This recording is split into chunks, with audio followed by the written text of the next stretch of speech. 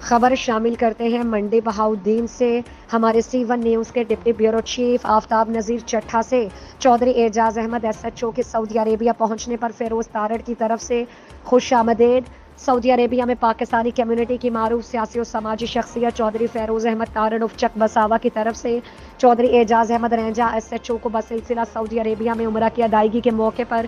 شاندار طریقے سے خوش آمدید کہا۔ چودھری اعجاز احمد رینجا کے جدہ ایئرپورٹ پر پہنچنے پر ممتاز سیاسی و سماجی شخصیات نے ان کو ریسکیو کیا۔ ریسکیو کرنے والوں میں چودھری نعمان عرف مانی، چودھری یاسر عرفات، گلزار محمود مانگٹ، محسن ساہی، چودھری شبیر گوندل، چودھری قاسم ساہی، اظہر کھوکھر حافظ آباد